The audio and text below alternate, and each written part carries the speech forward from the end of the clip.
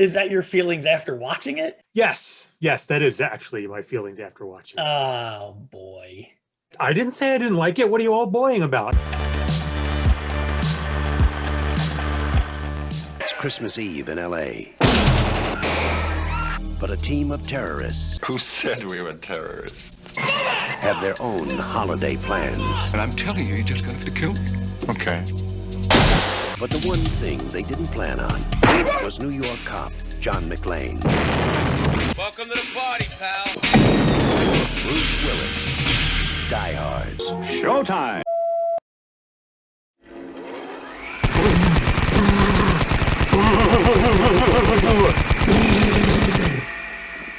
Yippee-ki-yay, motherfucker.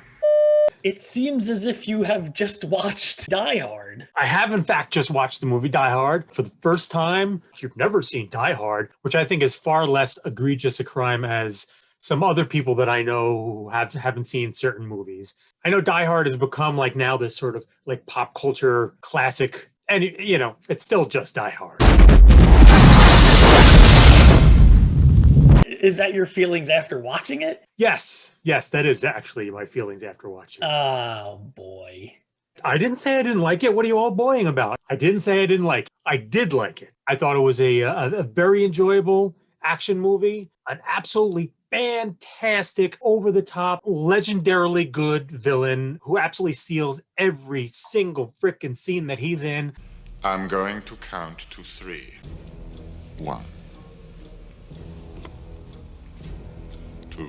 I'm telling you, you're just gonna have to kill me. Okay. We do it the hard way. I feel like every movie Alan Rickman is in, you tend to always just remember Alan Rickman, right? Like, don't you? If you think of any movie he's in, he steals the show constantly throughout this movie. I wanted more of him and less Bruce Willis. Sorry, Hans. I didn't get that message. He was not an enjoyable 80s action movie protagonist. Out of all the Bruce Willis movies I've seen, this was easily my bottom Bruce Willis performance. This was like Seagram's Golden Wine Cooler, Bruce Willis. yes, it was. Hey, man, fella, look here. Seagram's Golden Wine Cooler. This was their attempt to make Bruce Willis into what was, at the time, the stereotypical 80s action hero. And it, for the most part, works. I mean, I'm not saying that he was bad in it. In fact, he was a lot more believable. He was less over the top than Stallone in Cobra or Schwarzenegger in Commando, or, you know, just mowing down dozens of guys. Welcome to the party, pal. The fact that he was getting his ass kicked a lot and getting bloodied and beaten and was like really in over his head, I found that appealing. For me, the reason that I go back to this 80s action movie more than most 80s action movies is because it's more fun. I want to dive into Rickman's performance and his character here a little bit, especially like about why I liked it, because it's not just that Rickman was so good. The character himself is kind of fascinating because you get this sense that he's this really intelligent, really suave guy with these really lofty ideals. And there's some hints at the beginning that possibly, you know, they're a terrorist organization, or possibly he has these grander motives. And they do spill the beans pretty early on that he's like, no, I just want these bonds. But you're not entirely sure that that really is his thing, because he's playing so many mental games with people. The following people are to be released from their captors. Northern Ireland, the 7 members of the New Provo Front. Canada, the 5 imprisoned leaders of Liberté de Québec. The 9 members of the Asian Dawn. What the fuck? But it turns out that ultimately he's just a common thief. I feel like there actually could be a really fantastic version of Die Hard told from his perspective as a heist movie. I mean, could you imagine seeing Hans and his guys plotting out this heist and figuring out how they're going to execute it, and actually seeing them execute it more from his point of view, and having McClane be this sort of side character, like a thorn in their side, who you don't really see much of, and they're, you know, trying to conquer him. Of course, Hans would have to win in the end in that right case. You could have the Bruce Willis character kind of be the person that you root against. I was rooting for him because I tend to root for the good guys, and I also tend to like stories and scenarios in movies where there's someone in way over their head and they have to use their head in order to get out of the situation that they're in. Right. That's why that is why he was a more appealing action hero than, you know, some of the other 80s guys, where they got out of it with brawn. Bruce Willis had to use brains in order to get out of it. But yeah, the thing with Hans Gruber is that he really is just sort of a petty criminal. He's just a really damn advanced and good one. After all your posturing, all your little speeches, you're nothing but a common thief. I am an exceptional thief, Mrs. McLean. They're going to murder dozens and dozens of people and destroy an entire bit, and like just a huge high profile crime, and doing so in a way that puts them like right on the edge of being caught, right? Because part of their plan is we need to get the FBI in here and all that. Yeah, it's crazy to think that they did all that, and like you said, they killed all those people just to steal some money. Ultimately, just steal some money and have to split it with a good amount of people. So you're really not getting that much at the end of it. Yeah. There were like there was like a dozen to start with, right? This was the thing. I didn't know it was based on a 1979 novel called Nothing Lasts Forever by Roderick Thorpe. Like, I wonder how it is in the novel compared to how it was in the movie. Yeah, that's a good question to see what the original was like, what the original because vision of him once it was gets like. to the movie, it changes. So some other good things. I mean, I do want to point out the camera work in the movie was phenomenal throughout.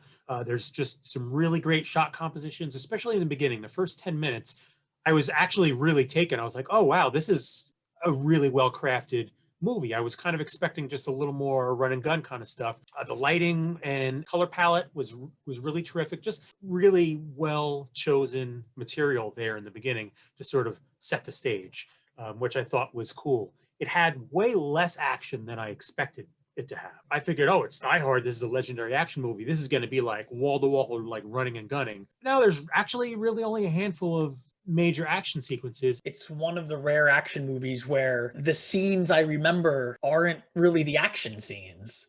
Hans, Bobby. I'm Dwayne Robinson, LAPD. I'm in charge here. Not anymore. God, that man looks really pissed. He's still alive.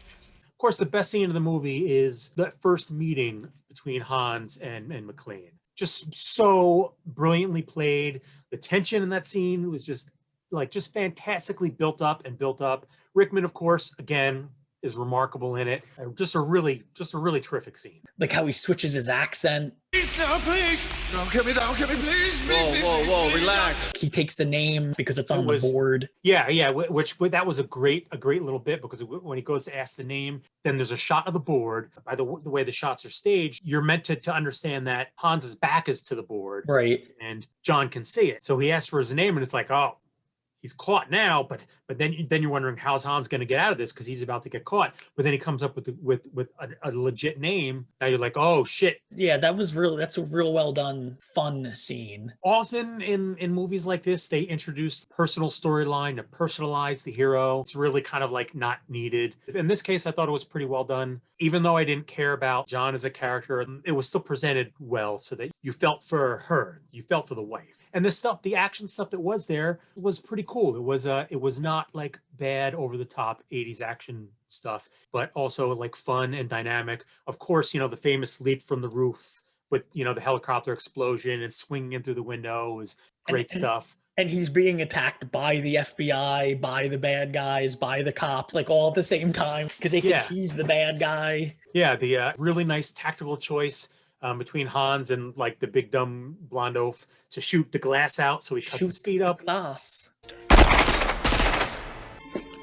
Shoot the glass. I enjoyed the whole thing. Like, honestly, I think the only thing I didn't enjoy were some of those comic relief characters in the end, and John McClane himself, like, was just not a likable Right. action hero. But everything else was really cool. Like, I completely understand why people love the movie. Yeah, it's ultimately just fun. Yeah, and it's not a Christmas movie. No, it takes place on Christmas. That's a fun debate, and I know people enjoy having that. Is Die Hard a Christmas movie? I think it actually came out in July or the summer, so it didn't even come out during the winter season.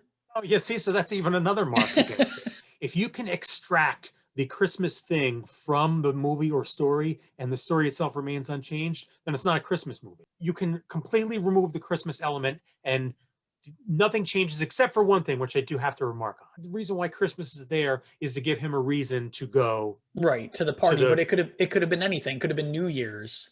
Could have been New Year's. It could have been just a meeting. Could have been just a business meeting. It could have been, absolutely anything. The Christmas element is not there except for one thing. And I thought this was really clever, really well done, because it was subtle in the beginning until it became obvious in the end. And that was the music cues. The Ode to Joy is used repeatedly in the movie. And it's only near the end, I think that finally it's queued up where it's recognizable. Like you're like, oh, okay, they're playing that.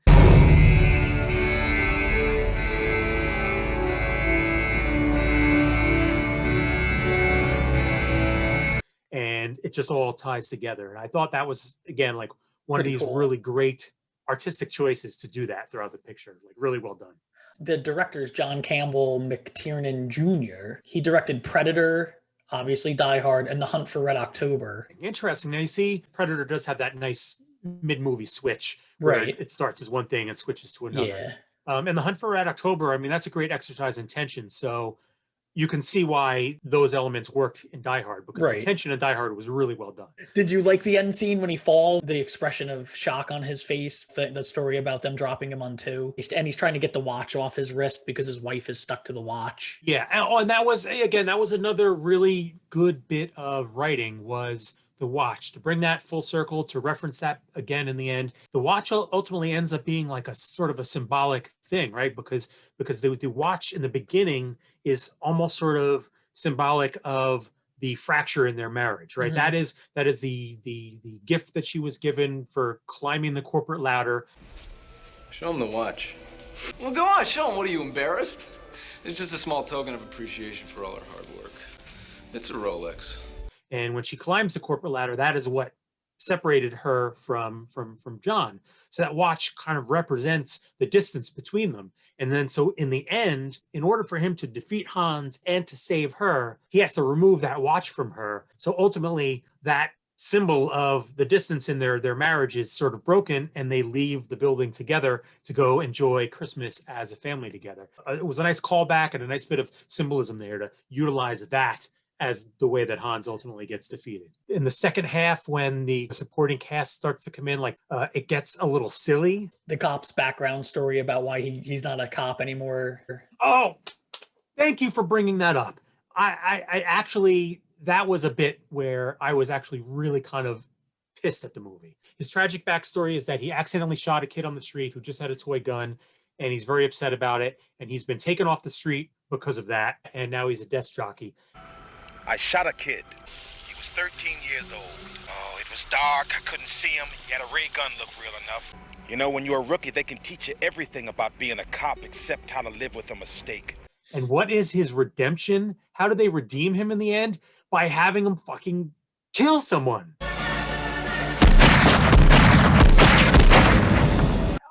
Holy shit. I was like, when that happened, I was like, how tone deaf is this? This is incredibly freaking tone deaf. I know, yes, I understand that there's a difference between the two shootings. One was a tragic accident and the other one, he was taking out a bad guy. But holy crap, to have that be his sort of redemption arc, his, oh, I shot the bad guy. And when his backstory is about a tragic shooting, my Lord, I could not believe how tone deaf that choice was. I don't know, perhaps maybe it was just a sign of the times, right? Because in the 80s, the hero shot people. Yeah, because I think if you think about it from the 80s, it was that he got his nerve back. Exactly. Yeah, exactly. Right? Like he can kill people again. Yeah. Boy, that did not play for me at all. I was just like, wow. I'm glad you finally got to see it. So now I guess that means I must throw a movie your way. A little nervous. The one main caveat is, though, oh boy, you are not allowed to research the movie before watching it. Okay. Like, it's best to just not know anything going into it. The movie you will be watching is The World's End. World's End. The World's End stars Martin Freeman and Edgar Wright, who is a super clever director. And yeah, it's The World's End. Do not research it. I won't. I'll find it and I'll just watch it. I'm looking forward to watching this because I'm not knowing at all anything about it. So that it'll be a fun experience. If you folks enjoyed this, please leave a comment in the comments. Tell us what you think about Die Hard and our impressions of Die Hard. Just like and subscribe. And if you dig what you're seeing, you can also go to patreon.com/nerdoutwithme and support us there. Thanks for hanging out at the movie club.